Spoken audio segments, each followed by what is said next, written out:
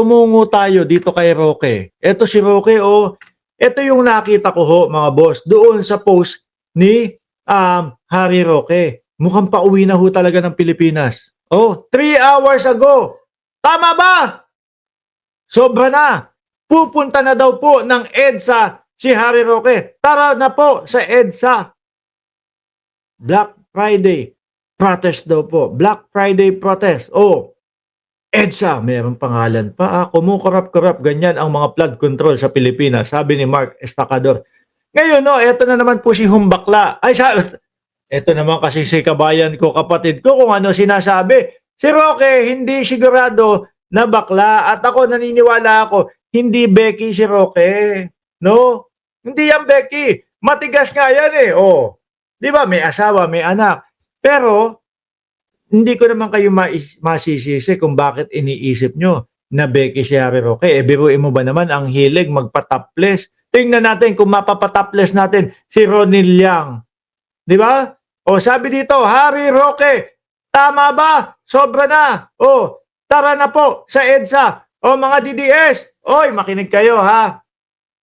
Ayan, nag-ano na si Roque. Naghihimok na sumama kayo sa EDSA. Pupunta daw kayo sa EDSA. At paano naman sasabihin ni Roque, tara na po sa EDSA. 'Di ba? Kung hindi uuwi yan. So pihado, mukhang uuwi na si Roque. Nag-aaya na eh. Nag-aaya na. Malamang ito, mga kababayan, pag nalaman nila na, kasi nung isang araw, yung vlog ni Harry Roque, aaminin ko po sa inyo, hirap na hirap po ako sa aking kalagayan. Totoo pong ganito. Namumuhay na lang po tayo sa kakarampot nating savings.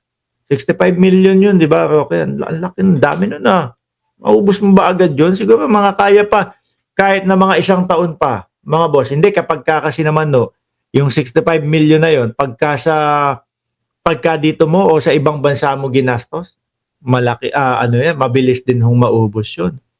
Di po ba? Yun yung 65 million na hindi maipaliwanag ni Roque. Ngayon, eto, naghihimok sila ng tao. Punta na kayo sa EDSA, punta tayo, tara na po, ganyan. Tapos wala naman siya. Uuwi lang si Roque para makakain ng humba, sabi ni Gerald. Pang-ilan na po yan? Ewan ko kay Roque. Lagi siyang ganito eh. No? Pati nga po si mga bossing, ano pangalan nun? Pati ho si dating director ng NBI, napagsabihan na nito.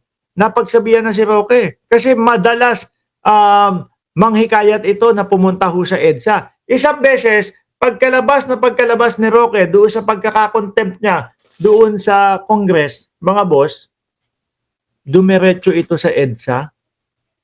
May mga kasamang mga tao. No? Siguro mga 30 sila. May kasamang mga tao. Nagsisigaw ho, mga bossing. Ang kalaban ng kasamaan ay kadiliman. Something like that. Hindi pa ho sabay-sabay, mga kababayan. 30 na nga lang ho ang pumunta doon sa EDSA nun. Hindi pa ho sabay-sabay ang pagsigaw nila. Kasamaan, laban sa kadiliman. Sabi ni kabayan ko, kapatid ko, yan yung sinasabi. No? Nag-aaya na naman. Tapos hindi naman po sila pupunta. Si Maharlika, ganyan din. Lumabas na po kayo. Kayo, mga DDS, sisututo naman kayo. Lumabas na kayo. Pumunta kayo ng EDSA. Pag inaresto kayo doon, wala kayong permit, etc., etc., kayo, kalaboso. Si Roque, ligtas. Nandoon sa Netherlands. Di ba?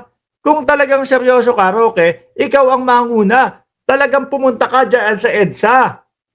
No, hindi yung may ipaglalaban, tapos yung mga kapwa nyo lang mga DDS, ang dadalhin nyo, ang ihikayatin nyo, tapos kayo, habang nanonood kayo sa balita, nakaganon kayo, ay, ayun, ang dami palang pumunta doon sa pinapunta ko. Di ba? Tapos sila, mga nakaupo lang doon sa kanilang bahay. Meron pang Black Friday protest itong si Roque. May isang beses pa din, nag-EDSA sila. Yung, ewan ko kung ano yun, kada biyernes, yung EDSA nila, ang dumalo lang si Morales. Si Morales, kung natatandaan niyo ho si Morales, mga kababayan, yun yung yun yung kalbo na pideya-pideya leak.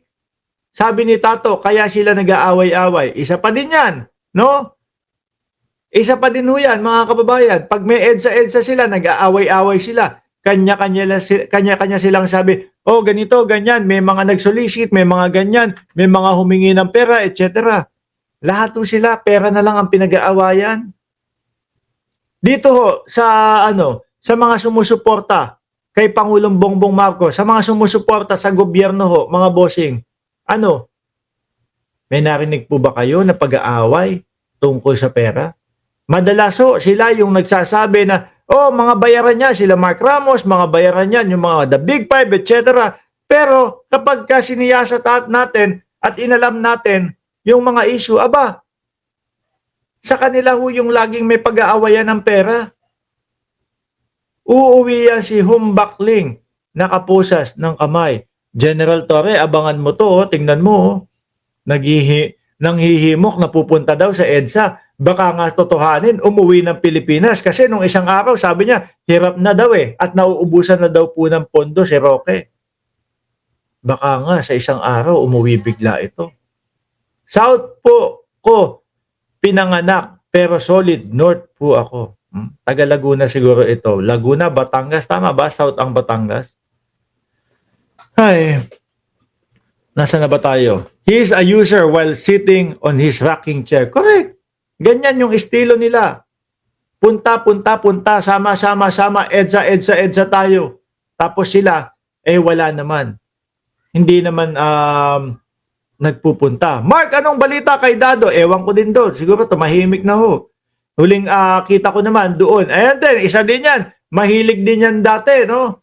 Mag-alsa-alsa, mahilig yan yung mga magpapalabas ng mga supporter nila. Lumabas tayo, tara, 40 million tayo. Putragis na yan. Huling nakita kong nag-vlog, ice cream na ho yung kinakain. Ang sarap pala ng ice cream dito sa Baguio.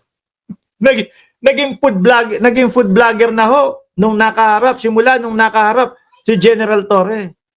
Bago ng eleksyon, may nagtatanong kung may kakilala akong 3-star contractor nahihiraman nila ng lisensya worth 200 million yung project. Oh, may na-vlog tayo kaninang umaga, di ba? Patungkol doon sa na-discovering hiraman ng mga lisensya na yan. Hanapin nyo na lang po dyan sa mga vlog natin. Ngayon mga bossing, eto. Dito mga kababayan, doon sa last topic natin, babasahin ko lang ito mga boss, yung balita na ito. At siguro